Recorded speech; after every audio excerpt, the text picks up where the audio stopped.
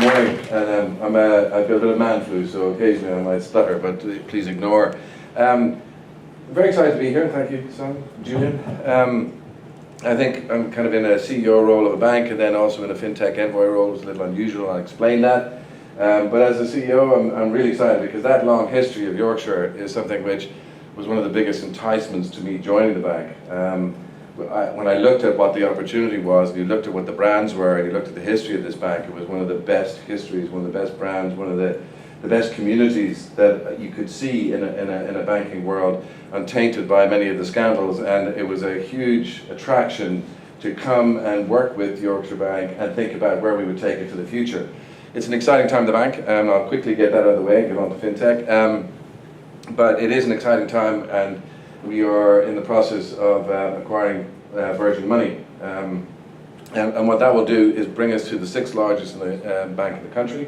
It gives you scale and substance, but I don't need to be bigger than that. It will give you 6 million clients, and that's a fantastic base to start with in the aggregate of the two. And we will have one of the leading technology platforms in the country. And I'll talk about that. So we see that as a huge opportunity to change the competition agenda. It's stuck. There's been a lot of talk, a lot of competition talk, no substance and change. Big banks got bigger. So we're going to change that. The biggest way to change that is through technology. But when I looked at the North, and we looked at the North in general, and I talked to Chris a lot about this as we work together with the other envoys, the opportunity and scale of the opportunity is enormous. When you look at it, and I've looked at a lot of the analysis, the bit of the problem with FinTech is a lot of theatre, a lot of talk, and a lot of stats. But where's the beef, as the ads used to say. But what I've tested a little bit is those numbers, and it is an opportunity of the next few decades, and not the next 2 years or 5 years. Next few decades, you're talking about 100 billion of potential revenues across the North and 800,000 jobs. So you're talking about solving the productivity issue. You're talking about creating a high growth, really differentiated North part of this country versus the South's history. So I think the FinTech world is going to drive that. And I think that's the biggest change that could happen in the history of this northern jurisdiction. And I think Leeds is incredibly well positioned in that.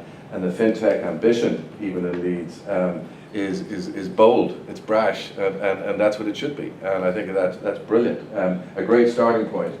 Why did I get involved in the FinTech Envoy thing? And it explains a little bit what I'm trying to do. Infinitely more qualified people like Dr. Chris. I almost called him Dr. Phil, but Dr. Chris. But really, Chris been around a long time in this space. I was asked probably a slightly different angle to look at, to come into the FinTech space. It was around collaboration on one level.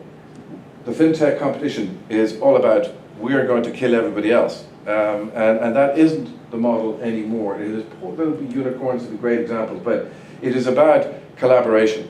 And I'll talk a little bit about that. And so, as a CEO of a bank, why would you have that person in the FinTech space? And it is because we are, at the moment, across 10 FinTechs, and a bunch of them are integrated in the bank.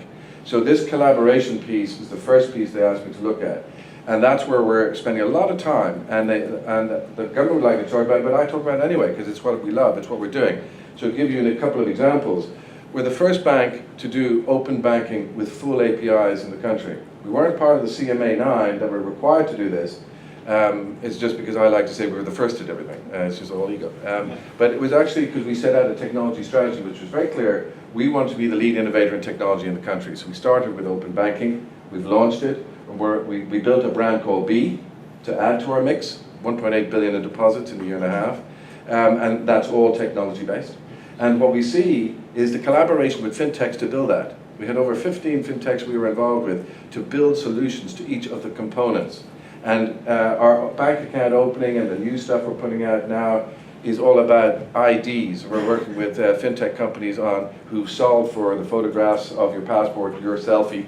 Yeah, we have to take selfies as grown-ups. And that technology is a big bank generating, with 6 million customers, generating a huge opportunity for that FinTech through integrating them as a solver of a problem into our solution. So instead of them having to deal with regs, with all kinds of complex cyber issues and the cost that goes with that, bring them into the fold where there are 6 million customers and help them build their business. So there's a collaboration, not exclusively, but there's a massive world of growth in that.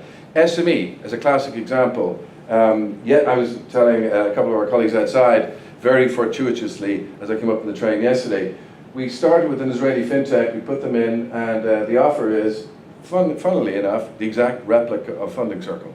And we've beta tested them for 6 months, and they are now going live with real customers over the last 2 months, and there'll be a full launch in the next couple of months.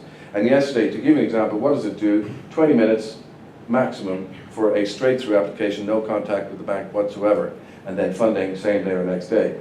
And yesterday morning there was a utility, small broker company that opened up.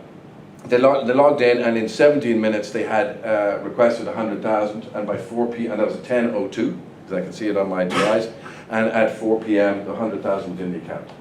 And that is a collaboration with the FinTech. That is a radical restructuring of the SME opportunity. SMEs are time poor, as we all know, as many of you will know. So that is the solution. So really, technology is going to transform banking. Most of banking will disappear in the traditional model that we see today. But you need local people, and you need brilliant technology, and the fusion of the two. And that is what's happening in SME and retail. So from my FinTech perspective and FinTech envoy role, the first major thing I'm going to do is bring that technology example to as many public domains as possible to say, on retail and on SME, we are, as a model, engaging massively. Come solve our problems. FinTechs generally are single points of pain solutions.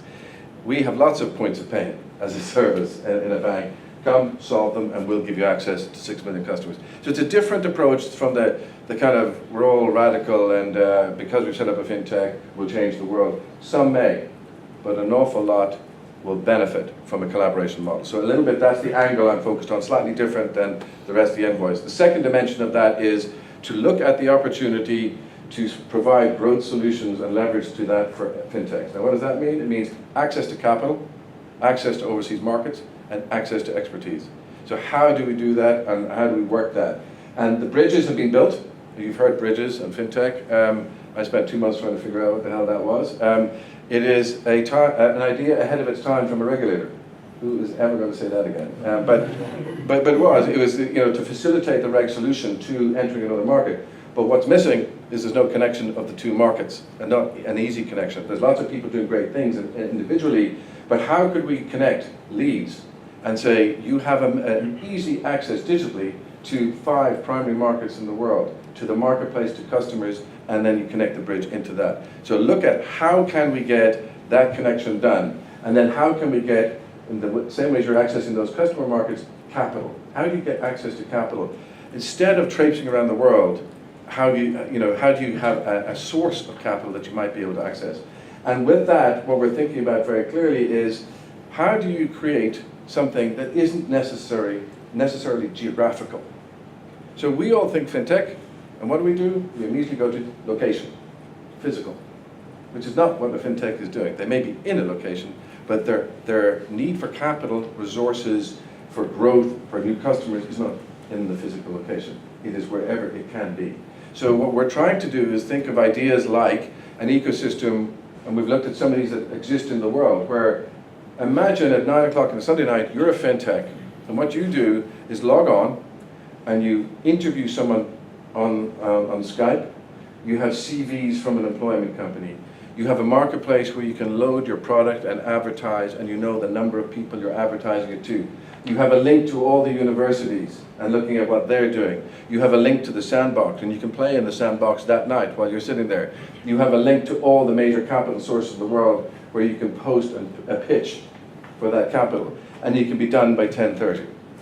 As opposed to 3 weeks of travel around the world trying to convince people, and you're in a population of 40 people who went in that hour on a pitch. So how can you create something which is recognizing the time, the poverty of time that a small FinTech has, recognizing that they don't have the expertise, they don't have cyber knowledge, they don't have funds to fund that, they don't have reg capabilities, and all of that stuff which we take for granted. How do you give them all of that access? Could you create a system where all of the providers of those services pay to be a provider of those services, and the FinTechs are free access to that? So we're playing with the ideas. We're just trying to be radical, trying to be crazy. There are lots of these ideas already live in the rest of the world. So if you want to take each physical location, maximize the potential of every FinTech in that location, and then aggregate it across the UK and make the UK one of the world's best FinTech centers, then that's the type of solution we're trying to come together with. So Chris and I had a meeting recently with the rest of the FinTech envoys,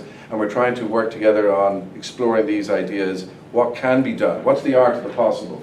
And to do that, we're doing a little bit of work and saying, people keep saying to me, FinTech in the UK is one of the best in the world. It's absolute nonsense. You have to think about what you're saying. What part of FinTech? What do you mean by that? We're going out and looking at a scan across all the markets in the world. What are the best markets for FinTech in the world? What particular parts of FinTech are they brilliant at? What are the lessons we learned from that? Take those, come back and do a gap analysis of the UK, put that in front of the government and give them an option to fill the gaps. Then we will become one of the best FinTech centres in the world. And that's the ambition. So I think if you look at FinTech, for me, it is not anymore about them and us. It's about we. And how do you make that happen? It is about coming together and recognizing what we can offer to a FinTech and what a FinTech can offer to us, and making sure that we both benefit, and we both can benefit substantially from that. The world of banking is going to change dramatically. The banks need to grow up, get over it, and get involved, as opposed to denying it and trying to stop it. So that's why I think this collaboration thing is fundamentally important. It's not just about helping a FinTech, it's about, frankly, helping banks move to the next generation of what banking should look like, and put all that together. So from my perspective, and I'm trying to shut up now shortly because I'm sure I'm on time, but from my perspective, I think the exciting potential for Leeds is that you have the ambition, you have a fantastic infrastructure, you have these types of events being hosted, you have the network. Can we join your efforts with other areas by putting a capability and a resource that allows those FinTechs to accelerate their growth potential, to access capital, to access resources, and to access expertise? Can we give in Leeds a huge boost and not be so fixated on geography, but fixate on how to leverage the growth potential of every FinTech internationally, how to access everything they need whilst in a physical location. The physical location should be a derivative of the discussion, not the driver of the discussion. So that's a lot what we're going to do. We will, over the next 6 months, put out a whole series of launches on initiatives in open banking. We'll have an open banking marketplace. If we do the Virgin transaction, shareholders are voting Monday. If we do that, then the entire global group of Virgin companies will be part of the open banking marketplace offering to everybody, as well as other things. We're going to give as many retail things as possible in the next 2 months, utilities, those types of things. We've got a fantastic FinTech on utilities. 4 clicks, it algorithm checks your spending versus the average of all the other companies' offers, prompts you to press a button, say you can save up to 20%. Look at the 3 offers, 4 clicks, you're done, switch. That's the kind of thing that is about the final comment I'll make. It's about customers. So when you put all this together, we're a little bit too channel-based in our thinking. In a lot of this, we have to just think of what is the solution to the customer? What is the ambition for a customer? How are we going to create fantastic outcomes for customers? What is it that the customer wants?